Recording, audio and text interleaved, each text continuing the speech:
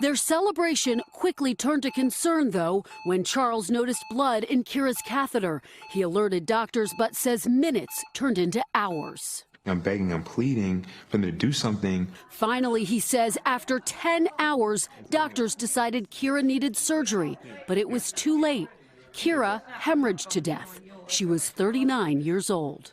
He is a new father who should be celebrating. Instead, Bruce McIntyre is drowning in sorrow after his son's mother, 26-year-old Amber Isaac, died during childbirth.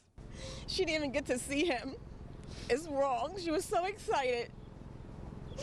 Her family says Isaac's platelet levels had been falling since February, but she couldn't see a doctor in person even though she was 7 months pregnant because of the pandemic. Black women die in childbirth at a rate 3 times higher than white women. Our reporters find out more.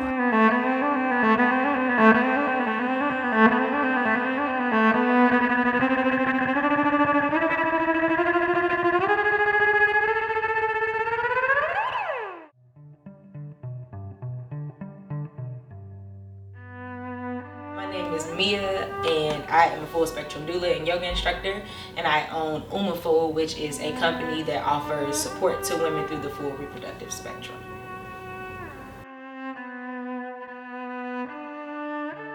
A bag for me, then a mask for both of us. I have some extra backup mask over here as well, and then some hand sanitizer and some body wipes. So antibacterial wipes in case we get moving and we're a little sweaty because we're doing some yoga, or you just want to feel a little fresher.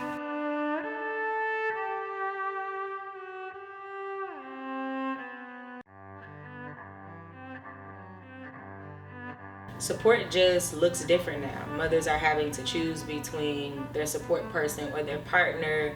There are policies that mandate only one person in the room. It seems like a very invasive, sterile environment, and women are just beginning to explore their options, exploring other places they can give birth, and are choosing home birth because they would like a more comfortable, less invasive, relaxing environment so they're able to feel safe as they have their baby.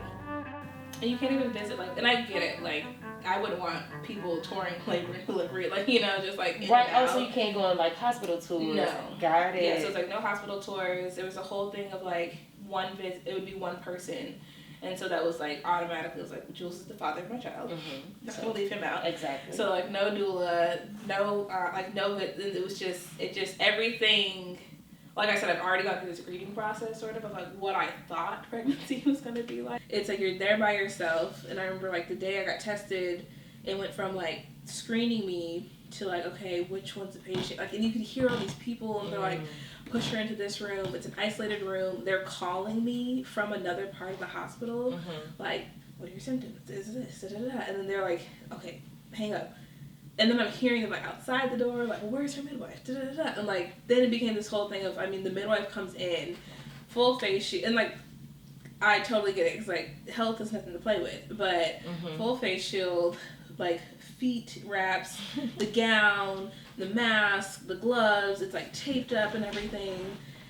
And I'm just okay, I was really worried about not having support, because Jules' mom isn't here. She passed away in 2017. My mom passed away in 2018. So it's I can't even explain what it feels like to not have that cheerleader. I feel so many women who get, or even people who just get pregnant, your mom is your cheerleader, and it's whether that be the registry, the birth, the announcements, just who you ask, are my boobs okay for breastfeeding? We don't have that. So I feel that's was a surprise. I think I wasn't sure how it was gonna turn out, but just between our chosen family and real family, and also just birth workers. As far as music, you have your birthing ball. I'm sure you want to use that, but beginning to think about maybe a playlist, and that's something you can delegate to a friend. Hey girl, make me a playlist. Iris, friends from church, y'all know music I like. Make me a playlist if you want. But if you would like to consider taking some showers outside of being in your tub, just because that the water might feel good, might give you some distraction. I already got the shower head. Oh, so you're good. Yeah. It's like...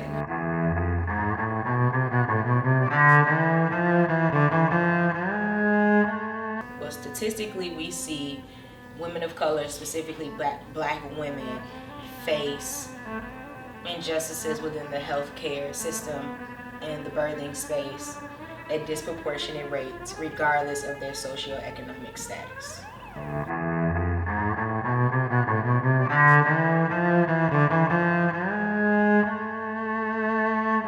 Doulas are social justice advocates because we simply fill the gap between the care providers and the birthing person. So data shows that doulas impact the persistent race-based maternal health outcomes that we see here in America, and also empower the women to take control of their health and learn how to be the best advocate for themselves.